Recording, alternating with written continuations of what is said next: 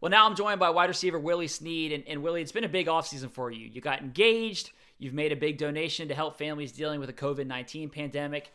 But the biggest story of the offseason, and we can see it right now, is the haircut. You got a new haircut. So take me through this. What prompted the decision? Man, I've been thinking about this decision since last year. I definitely couldn't do it last year during the season. So when the season was over with, it took me like maybe 3 weeks to get it out of my system. And I had to just build up the courage to do it. And, they closed down the barbershop for me so I can get my hair cut, man. And it took a little minute. So when that first piece of hair hit the floor, I started like tearing up a little bit, 7 years gone right there. And, I was good, man. I felt better. I felt refreshed. Felt lighter all up in here, man. Just it felt good, man. I was excited for the new look for 2020.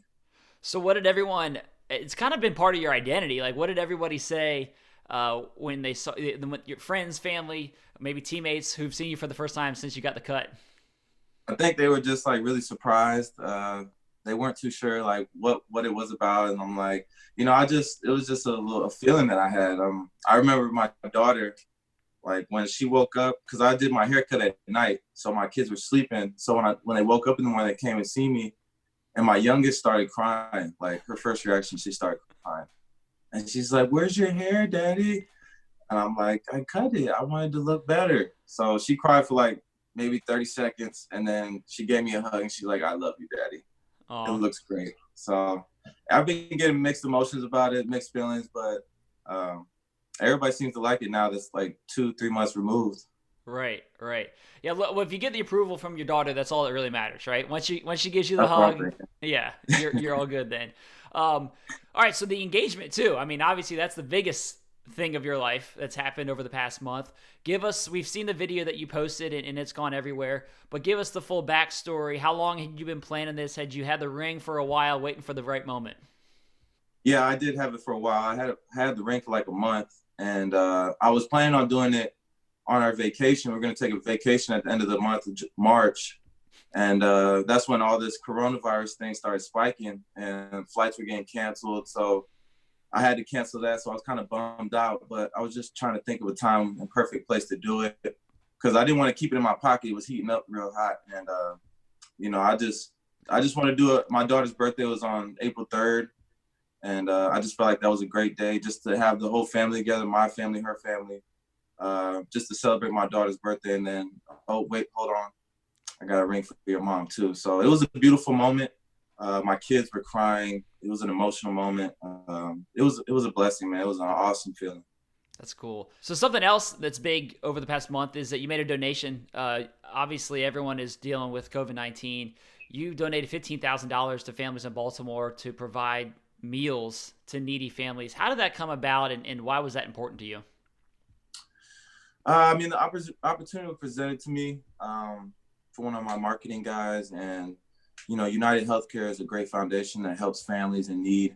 And, I just really wanted to partner with them and the people at YMCA in Baltimore, just to help the families that are in need. I've given back to the families this past season, with turkeys or whether it be at Dick's Sporting Goods, just donating some stuff to kids so they can be motivated to play sports. But I think this one, is just on another level because this is affecting not only the city of Baltimore, but the whole world. And if I could have a helping hand and helping somebody to put food on their plate, you could sign me up every time because at the end of the day, the money that I get is for me to give back to others, or at least try to do that. And the opportunity presented itself again. And I just said I'm more than willing to give. And United Healthcare, they matched the donation, so it was up to 30,000. We fed 750 families, and it was just a great thing. And just trying to support the city of Baltimore and help where I can. That's great. I mean, I think that's been one, I guess, positive during all of this is seeing people like you and a number of different players on the team and around the NFL make those kind of donations and contributions. It's really been great to see that. So let's talk a little football. What does your offseason program look like? I'm sure it's much different than what you're typically used to. To be honest, Garrett, we stick it to the routine around here. I started training at the end of February, and I trained my father. All these years, I've always trained my father. We've trained at home. We have our own gym at home. See, the thing being here in Florida, it's always hot. and you can find a grass field wherever to work. So, that's really what we've been doing since the end of February through all this COVID-19. My dad just gave me the week off this week, so I'm taking full advantage. But training has been going great. I mean, I feel like I'm in the best shape of my life, and just trying to stay laser focused right now, and just spending time with my family, and just taking my training to a whole nother level because I got the time now. We're about to start doing virtual training, so it's like I can start doing more with my dad this year than I had before, and just trying to take my training to a whole nother level. Were you able to link up with any of the Florida guys down there? I mean, Lamar down there, Hollywood, Mark Ingram's all down there. Have you been able to link up with those guys at all this offseason? I've been able to link up with Mark for sure. I haven't been able to get with Marquise or Lamar yet. Plan on doing that soon, but Mark's like literally up the street from me, like 10 minutes, and Marquise and Lamar like an hour. So, Okay. That's a destination for me. But, I definitely plan on linking with those guys. I've text messaged them, just, checking on them and their families. But, we've been trying to link, but we've been trying to keep that social distancing idea in mind too. Right. It's tough. How do you feel about the virtual off-season program? It's going to be strange, I'm sure. And I think everyone's kind of figuring out what it's going to look like and how it's going to go. But what are your thoughts about doing virtual OTAs? It's going to be different. I expect it to be, it's going to work its kinks out. Guys are going to be trying to figure it out.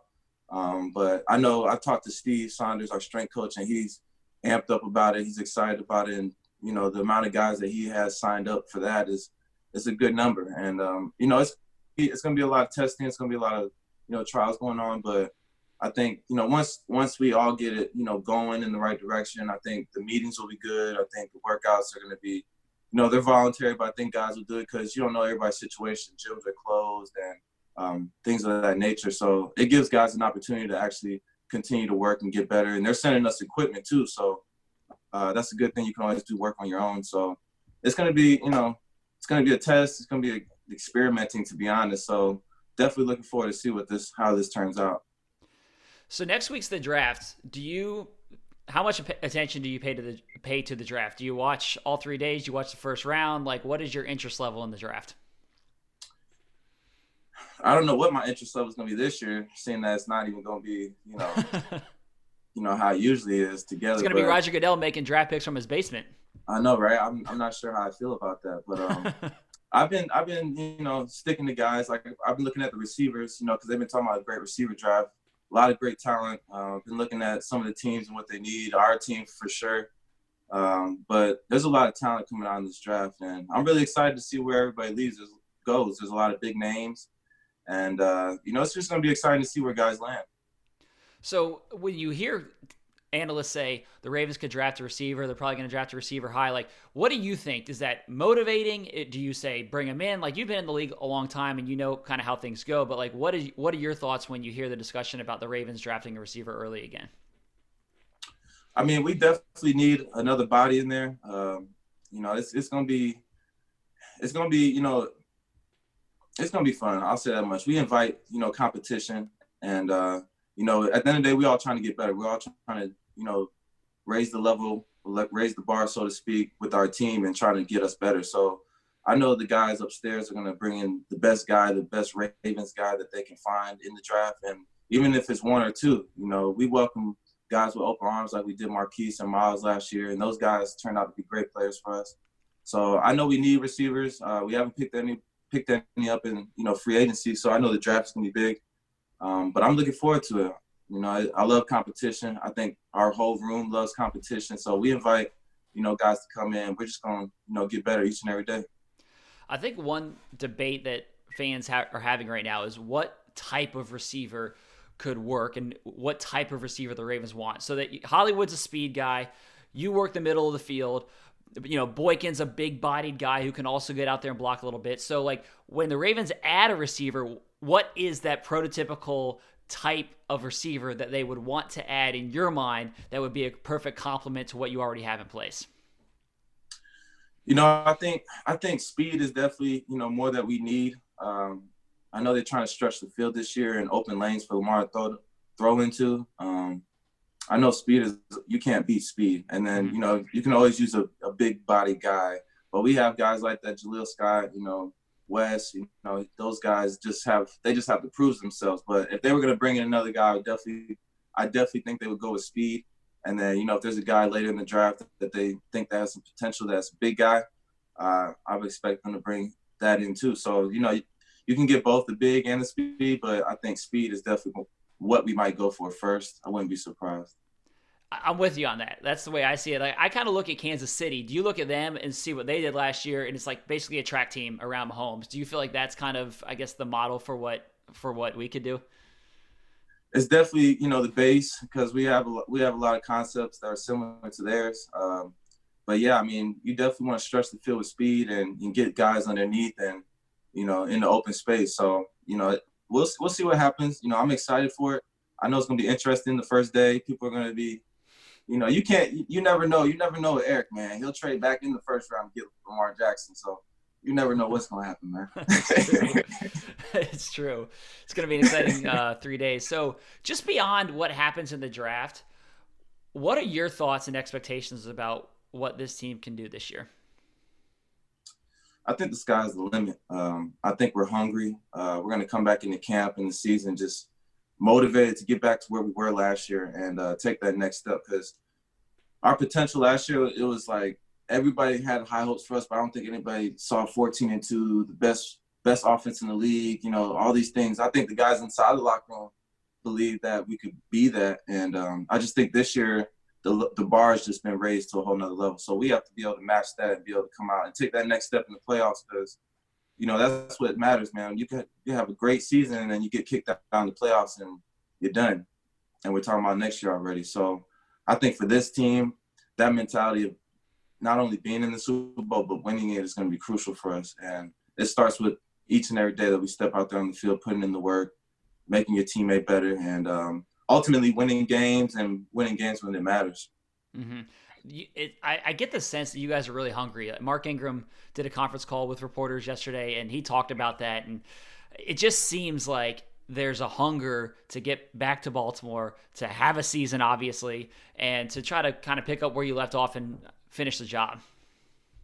Absolutely. And it's like when you hear Mark and Lamar and guys on defense that talk about getting back to where they were and being hungry, so to speak, like that's the whole mindset of the locker room. And if you have a core of guys with that mindset, everybody else around you just wants to be in that nucleus. And, that's when you become a bond and you share as a team and building towards them goals together.